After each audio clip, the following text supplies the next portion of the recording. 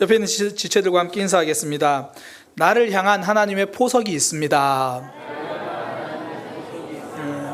한 번 더 인사하겠습니다. 나를 향한 하나님의 포석이 있습니다.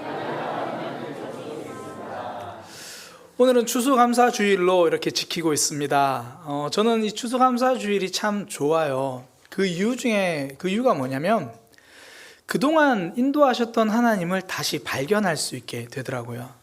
사실 목사니까 매일 새벽 기도도 하고 또 말씀도 묵상하고 그러지만 사실 그때그때 하나님이 주신 은혜는 붙들기도 하지만 쭉 인도하셨던 하나님을 놓치고 살 때가 많거든요. 사실 우리 삶이 그렇잖아요. 월요일 시작되면 그렇게 비슷한 일, 똑같은 일, 반복적으로 하루하루 살다 보면 또 어느새 주일이에요. 그리고 교회 왔다가 또 그렇게 살다 보면 내 삶을 계속 인도하신 하나님을 발견하지 못하고 놓치고 살 때가 있잖아요. 그런데 추수감사주일이 되면 또 한 해를 감사하라고 하니까 감사거리를 또 생각해 보게 되죠. 이번 올 한 해 내가 하나님께 감사할 게 뭔가 그렇게 생각하다 보면 나를 인도하신 하나님도 발견하고 내가 1월 달에 기도했던 제목이 어느새 응답되어 있는 것도 보고 그러니까 추수감사주일을 통해서 그동안 일하셨던 하나님을 발견하게 되는 거예요. 놓쳤던 하나님을 깨닫게 되는 거죠. 저는 오늘 우리가 드리는 이 추수감사 예배도 그렇게 하나님의 일하심을 다시 한번 발견하는 시간 되기를 소망합니다. 특별히 오늘 본문 말씀을 통해서요, 하나님은 내 삶에 어떻게 역사하셨고 또 하나님은 내 삶에서 어떻게 일하셨는지 그것을 발견하고 함께 나누는 시간 되기를 소망합니다. 오늘 본문은요, 이 다뜨네라는 사람이 다리오 왕에게 보낸 보고서를 보고 다리오 왕이 반응한 거거든요. 다뜨네는 이 하나님의 성전 짓는 걸 방해하려는 사람들 때문에 다리오 왕에게 보고서를 보내잖아요. 그 보고서 내용을 요약하면 그거예요. 이스라엘 백성들이 여호와의 성전을 짓는데 그 성전이 고레스 왕이 조서를 내린 것 때문에 짓고 있는다고 말합니다. 그거 좀 확인해 주세요. 확인 부탁드립니다. 그런 내용이에요. 이 보고서를 이제 다리오 왕이 도착하니까 다리오 왕이 보고 그래? 신하들에게 조사해보라고 그래요. 정말 고레스 왕이 그런 조서를 내렸는지 한번 확인해봐라.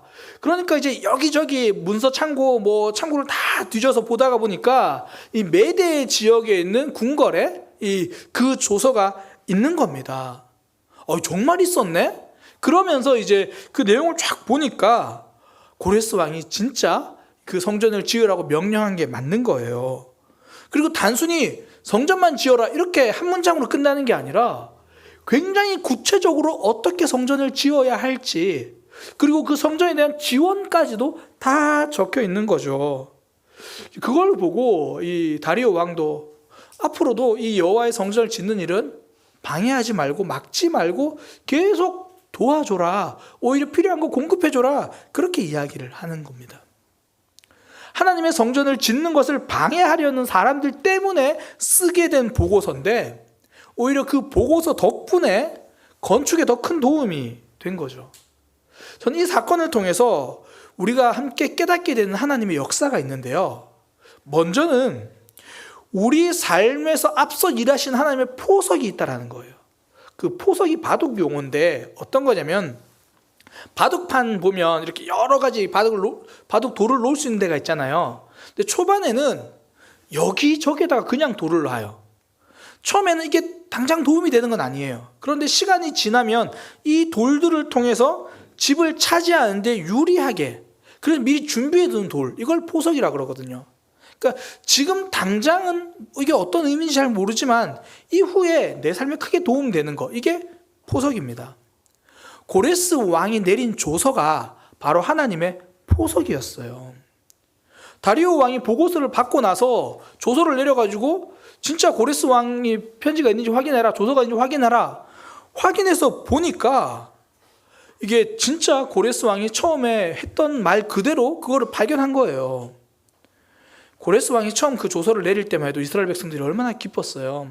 그래, 하나님께서 우리를 돌려보내시는구나. 이스라엘 땅으로 가서 여호와의 성전을 짓자. 그때 큰 힘이 되었거든요. 그리고 끝난 줄 알았는데 그 조서가 기록으로 남아서 16년 후에 다시 이스라엘 백성들을 도와주는 거예요. 16년 후에 다리오 왕이 보면서 그 조서를 확인하니까 이게 단순히 뭐 지어라 이런 수준이 아니라 거의 설계도예요. 설계도. 여호와의 성전을 너희가 지어라. 그러니까 이게 지금 이스라엘 백성들끼리 하는 얘기가 아니라 다리오 고리스 왕이 보낸 조서에 적혀 있는 거예요. 성전을 지어라. 짓는데 이 넓이는 60규빗, 높이는 60규빗. 그럼 한 27m거든요. 그러니까 그 당시 27m나 높이나 되는 건물을 여호와의 성전으로 지으라는 거예요. 크기만 말한 게 아닙니다. 벽을 쌓을 때는 돌을 3겹으로 쌓고 그 위에 나무를 1겹 더 떼어라. 거의 설계도 수준이죠. 이걸 고레스 왕이 조서로 내린 겁니다. 그러면서 그 조서 안에 거기에 필요한 경비는 왕실에서 부담하겠다. 그렇게 이야기를 한 거죠.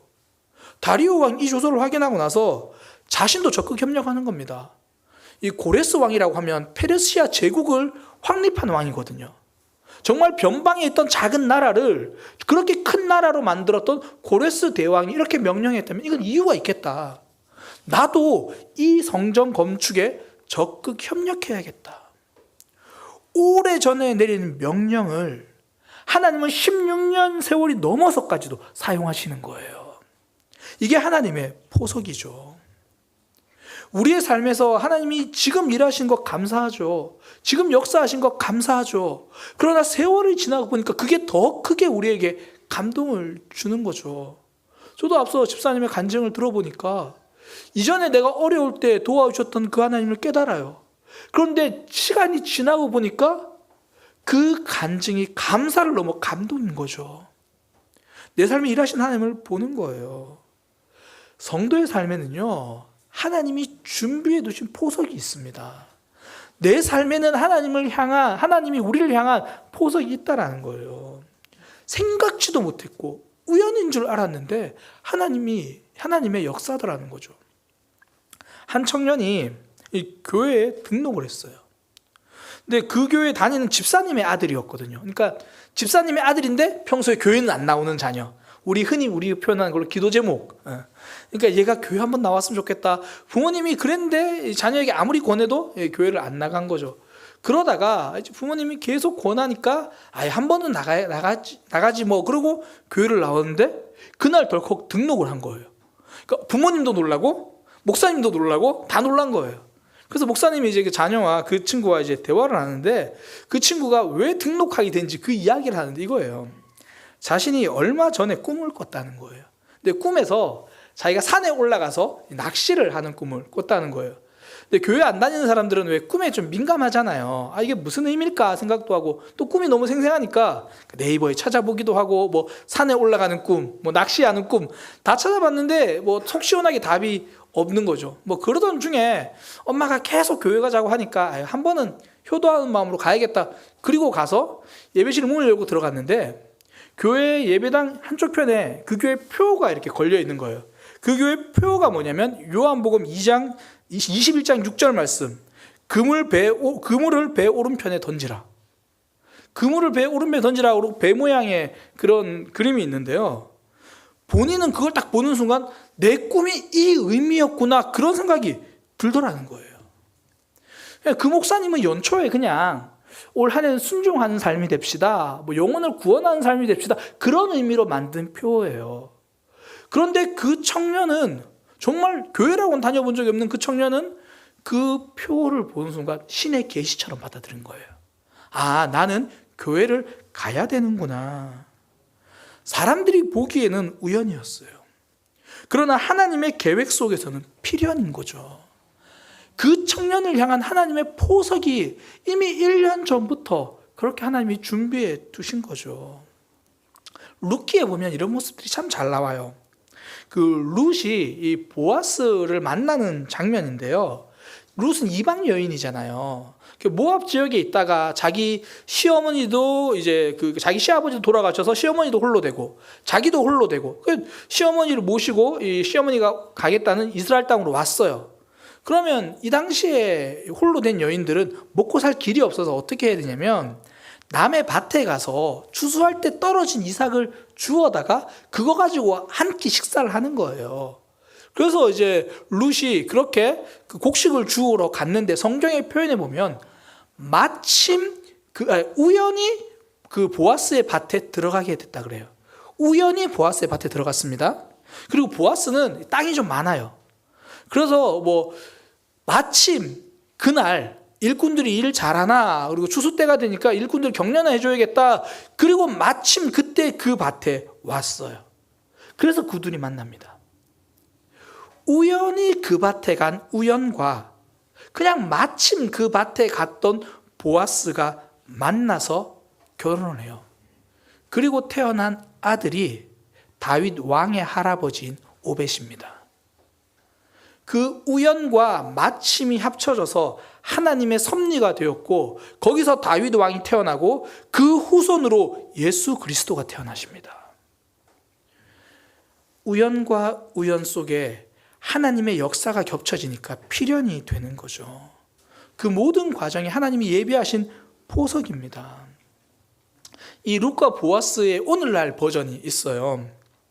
이제 한 청년이 자기가 결혼을 하고 싶어서 자기 먼저 결혼한 친구에게, 야, 사람 없냐? 좀 소개시켜줘. 야, 너 누구 만나고 있지 않았어? 아, 얼마 전에 헤어졌어. 나 결혼 진짜 하고 싶으니까 소개 좀 시켜줘. 알겠어. 뭐 내 와이프한테 물어볼게. 그랬더니 이제 그 자기 친구한테 물어본 거예요. 그랬더니, 아, 내가 초년 때부터 다니던 교회에 아는 친구가 있는데 그 친구도 사람 소개시켜 달라고 했는데 잘 됐다. 소개시켜 주겠다고 이야기를 해. 그래서 이제 그 친구한테, 내가 우리 와이프가 아는 사람 있대. 소개시켜 줄게. 그리고 이제 소개시켜 준다고 약속을 했어요. 그 날짜를 잡기 전에. 그래서 이제 와이프의 아는 그 친구한테 전화를 했어요. 연락해서, 야, 지난번에 사람 소개시켜 달라고 했는데 어떻게 만나볼래? 아, 사실은 좀 만나기가 좀 그래. 나 안 만날래. 그렇게 된 거예요. 이야기 다 했는데. 그래가지고 어떡하지 그러다가 이제 회사 퇴근길에 버스를 탔는데 그 버스에서 이전에 교회 다니던 언니를 결혼하고 처음 만난 거예요. 한 3년 정도 됐다 그러더라고요. 3년 만에 그 언니를 만나가지고 물어본 거예요. 뭐 처음에는 이제 뭐 안부 얘기, 언니 반가워. 요즘 어떻게 지내? 한참 이야기하다가 물었어요. 언니 요즘 만나는 사람은 있어? 없다는 거예요. 그럼 언니 그 사람 한 명 만나볼래? 내가 소개팅 줄게. 내가 뭐 한번 만나보지 뭐. 전도사인데도 괜찮겠어? 그럼 괜찮아. 그리고 그래서 나와서 박명수라는 사람을 만난 거예요. 그러니까 저 아내는 그때 189번이라는 버스를 타고 퇴근하는 길에 가다가 진짜 오랜만에 교회 동생을 만났는데 이야기하다가 보니까 뭐 소개받으라 그래가지고 나온 거예요. 189번을 타고. 그 후로 아내가 189번을 싫어하는 것 같아요. 웃는 거 보니까 진짜인 것 같아요. 우연히 만난 한 만남이 내 평생을 이어가는 사람을 만나게 될 줄 아무도 몰랐어요. 딱 한 분만 알고 계셨습니다. 바로 하나님이죠. 하나님의 계획 속에서는 우연도 필연이에요. 제가 그래서 부산 아가씨랑 결혼을 하고 나서 그 사역지를 이제 그만두면서 다음 사역지는 그래도 부산 아가씨를 만났으니까 부산의 사역지를 정했으면 좋겠다. 그 이야기를 저희 어머니가 들으시고 그 교회 목사님께 지나가는 말로, 우리 아들이 다음엔 부산에서 사역지를 구한대요.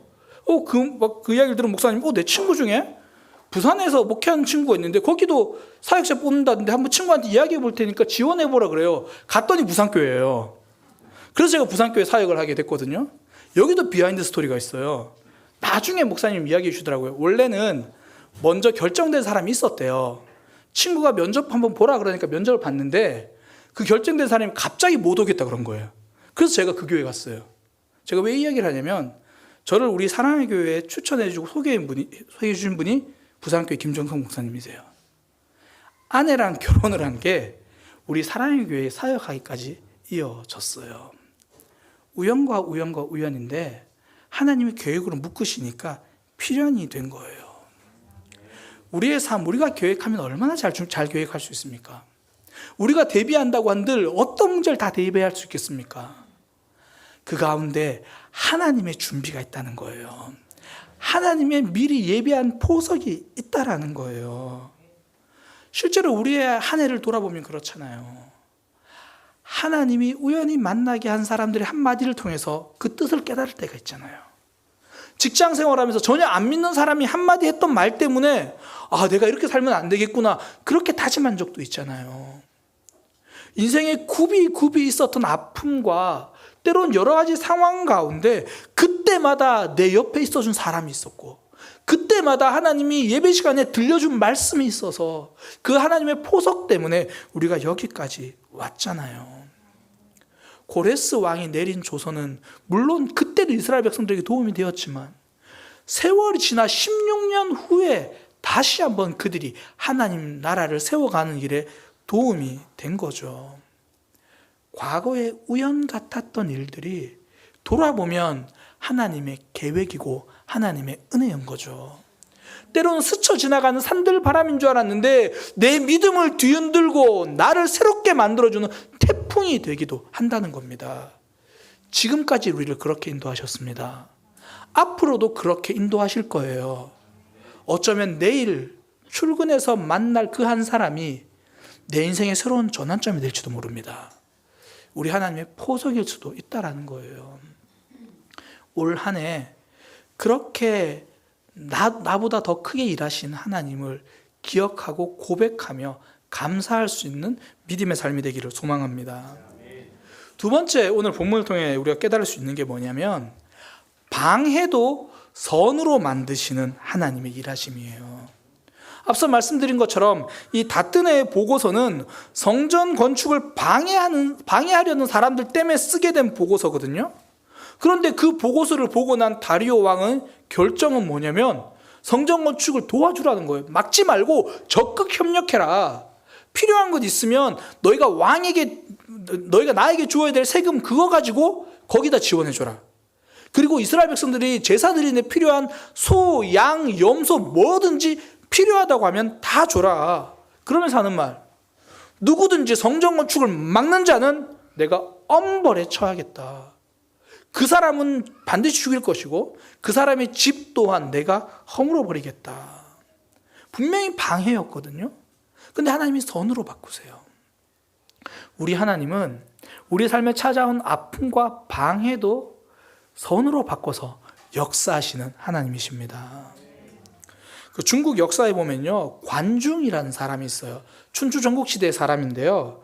그 당시의 사람들은 이 관중을 이렇게 평가했습니다. 관중이 정치를 하면 화가 될 것을 복이 되게 만들었고 실패를 바꿔서 성공이 되게 했다. 관중이라는 사람이 정치를 했더니 화가 되는 일을 복으로 만들었다는 거예요. 여기서 나온 사자성어가 전화위복입니다. 화를 바꿔서 복이 되게 했다. 성도를 붙들고 계신 하나님의 역사가 그렇습니다. 오늘 본문 사건도 그렇잖아요. 또 우리가 너무나 잘 알고 있는 요셉 사건이 그렇잖아요. 요셉이 애굽의 노예로 팔려갔어요. 누가 봐도 화예요. 누가 봐도 큰일 난 거예요. 누가 봐도 이 문제는 어떻게 해결되나 싶어요. 그런데 그곳에 갔던 요셉을 하나님은 총리로 만들어내십니다.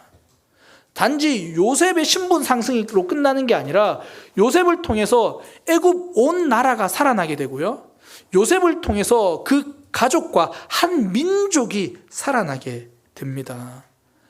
하나님은 방해와 아픔을 선으로 만드시는 그런 전화위복의 하나님이세요. 우리 삶 가운데서도 제가 오늘 두 번째 설교는 할 필요도 없겠다고 말씀드렸던 게 지금 그 홍창근 집사님 말씀하신 것들 중에서 내 삶에 진짜 아프고 가장 힘들었는데 그걸 통해서 하나님의 기적을 경험하잖아요. 그걸 통해서 하나님의 일하심을 경험하잖아요. 그 아픔이 내 삶을 선하게 만들어주신 하나님을 경험하게 되는 거죠. 40년 좀 넘었을 때요, 한 학생이 이 신학교에 원서를 쓰기 위해서 학교로 갔어요. 요즘은 뭐 원서를 그냥 그 자리에서 인터넷이나 우편 접수를 하지만 이 당시만 해도 주로 원서를 그 학교에 직접 가서 거기서 원서를 사가지고 원서를 쓰는 경우가 많았거든요. 그래서 이제 그 학생이 뭐 서울 지리를 잘 몰랐는지 택시를 타서 이제 그 신학교 장신대 갑시다 그러고 갔어요. 그러니까 택시 한참 가다가 내려준 거예요. 내렸는데 보니까 죄송합니다. 원래 총신대인데 총신대 갑시다. 그래서 내렸는데 학교 도착하니까 총신대가 아니고 장신대인 거예요. 그래서 혼자 이게 뭔가, 그래서 어떻게 할까 그러다 이것도 하나님 뜻인가 보다. 그리고는 그냥 장신대 입학 원서를 넣었어요. 그래서 장신대 신학대학교를 들어가고 신학대학원을 하고 나중에 이 유학까지 갔다가 지금은 장신대 교수가 돼 있어요. 장신대 지금 조직신학 교수인 김도훈 교수님이 그렇게 택시 한번 잘못 타가지고 장신대 들어가서 지금 교수님이 되어 있습니다. 택시기사 아저씨는 아마 학생이 말을 잘못 이해했겠죠. 왜 생각하는 대로 듣잖아요. 장신대 갑시다. 신학교. 총신대 갑시다. 신학교. 그래서 장신대로 갔는데 그 잘못 들은 게 실수였는 줄 알았는데 장신대에 넣는 게 내 계획이 틀어지는 실패인 줄 알았는데 하나님의 삶에서는 실수도 없고 실패도 없더라는 겁니다. 오늘 본문 내용을 봐도 그래요. 본문에 보면 느부갓네살 왕이라는 사람이 등장하잖아요. 이 사람이 원래 바벨론의 왕이었는데 이스라엘 백성들을, 이스라엘 나라를 멸망시킨 왕이에요. 이 당시만 해도 이스라엘이 하나님을 떠났고 하나님이 아무리 회개하라고 선지자를 보내도 그 말씀을 듣지 않으니까 하나님이 느부갓네살 왕을 심판의 도구로 사용하셔서 이스라엘 백성들을 멸망시켰거든요. 그러니까 이 느부갓네살 입장에서는 이 성전을 다 불태웠어요. 하나님의 성전을 다 불태우고 그 안에 있는 보물은 아까우니까 자기가 다 챙겨갔어요. 자기 보물창고에 넣어놨거든요.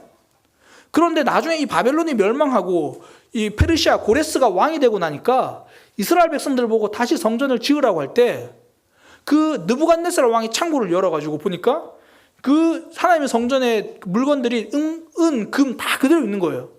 이거 다 그대로 가지고 가서 성전에 채워 넣어라. 느부갓네살은 자기가 약탈자였어요. 침략자였어요. 하나님 입장에선 창고직이었어요. 잘 보관해 놨다가 그대로 가지고 오게 된 거죠. 하나님이 일하시면 침략자의 손도 무료 보관 창고로 쓰시는 분, 그분이 우리 하나님이세요. 그러니 성도의 삶엔 실패가 아니고요, 실수가 아닙니다. 우리 예수님의 십자가가 그렇잖아요. 예수님이 십자가에 달려 돌아가시는 일에 가장 결정적인 역할을 한 사람들은 예수님을 미워했던 사람들이에요.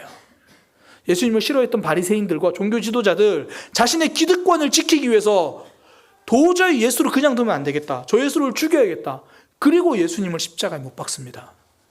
누가 봐도 예수님의 실패죠. 누가 봐도 악한 사람들이 이긴 것 같아요.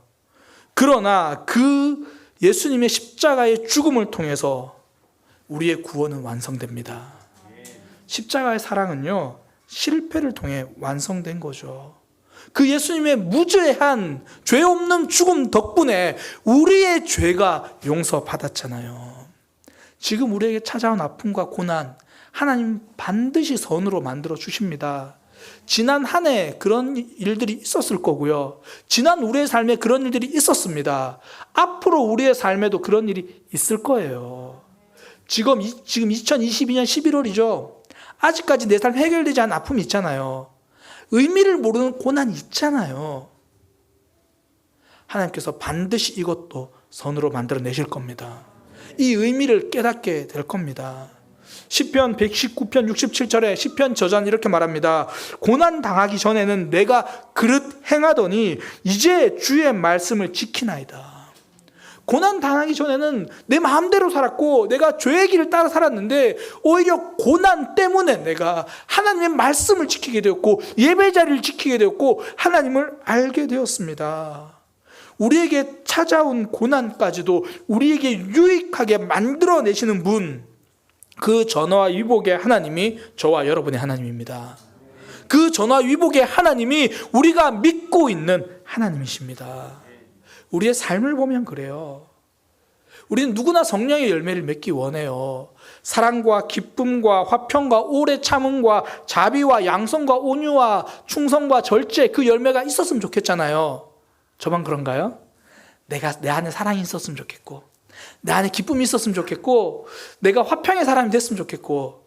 그런데 이 성령의 열매가 언제 연그러지고 언제 자라냐면요, 대부분 아픔 속에서 자라요.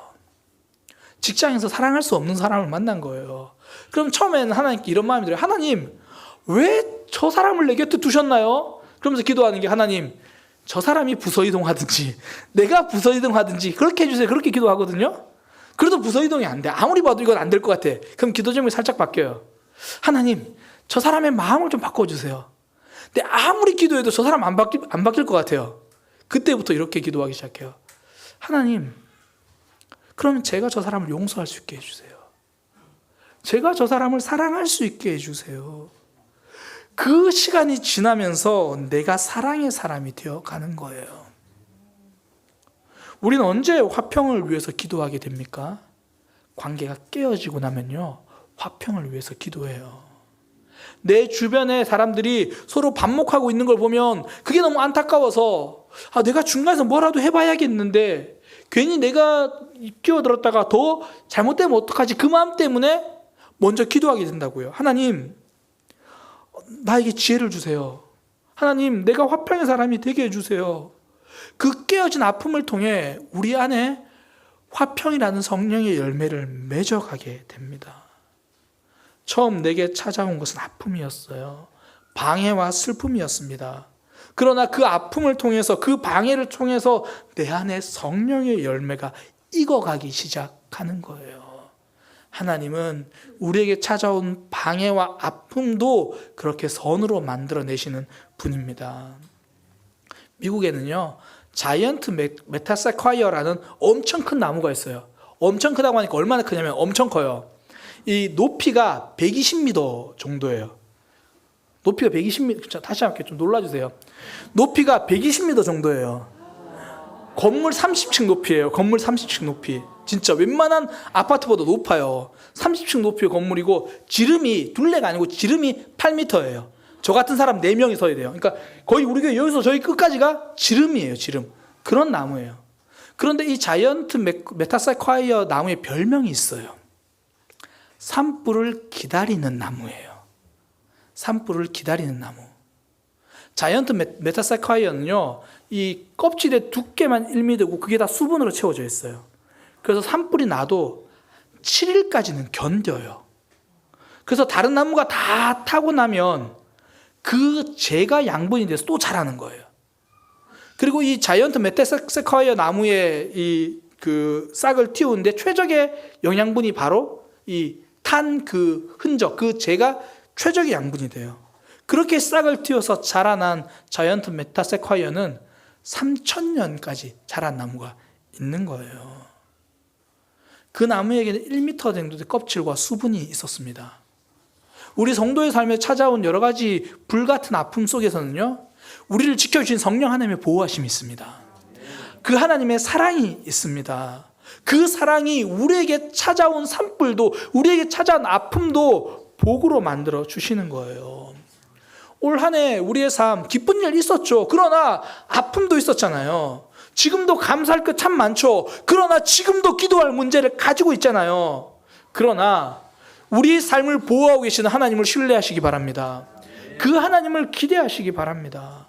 여전히 이유를 알 수 없는 아픔 가운데 계십니까? 하나님이 일하실 겁니다. 우리 전화위복의 하나님이 우리를 붙들어 주십니다. 우리가 지금 에스라 말씀을 계속 살펴보고 있잖아요. 1장부터 지난주에 5장까지 이렇게 살펴봤는데, 지난주에 구역교사 모임에서 어떤 분이 그런 말씀을 하시더라고요. 목사님, 1장에서 5장까지 보면서 꼭 우리 사랑의 교회의 모습, 사랑의 교회 역사 같았어요. 에스라 1장에서 처음 하나님의 뜻대로 성전 건축을 시작한 것처럼 하나님의 계획 가운데 우리 교회가 시작되었습니다. 그리고 처음 제사를 드리고 그 성전 기초를 세운 것처럼 우리 교회가 세워지고 사람들이 세워지고 있었습니다. 그러나 성전 건축에도 이런저런 방해가 있었던 것처럼 교회 안에서도 때로는 아픔도 있었고 사단이 이런저런 방해도 있었어요. 그때마다 하나님은 말씀의 사람들을 보내주셨고, 그때마다 서로 앞에 서서 책임져주는 돕는 사람들을 통해서 우리를 하나 되게 하시는 그 공동체 영성이 있었어요. 그리고 지금 이렇게 우리 교회를 붙들어 주셨어요. 그분 이야기를 들으면서 단순히 우리 교회 공동체뿐 아니라 우리의 삶도 그렇다는 걸 깨달아지더라고요. 처음 우리가 믿음 시작할 때 하나님은 은혜로 시작했죠. 그렇게 예배 자리에 나오면서 믿음을 쌓아가기 시작했어요. 그런데 예배 나오는데 어려움이 없던가요? 방해도 있고 아픔도 있고, 그 속에서도 하나님이 말씀을 주시고 또 공동체를 보내주시고 지체들을 보내주셔서 여기까지 인도해 주셨잖아요. 우리가 오늘 이 자리에 앉아 있을 수 있는 이유는 그 하나님의 은혜 덕분입니다. 우리가 오늘 이 자리에서 예배할 수 있는 이유는 그 하나님이 우리를 붙들고 계시고 하나님께서 우리의 손잡고 여기 앉혀주셨기 때문입니다. 그 어떤 방해로도 막을 수 없는 하나님의 사랑이 우리를 이끌어주고 있기 때문입니다.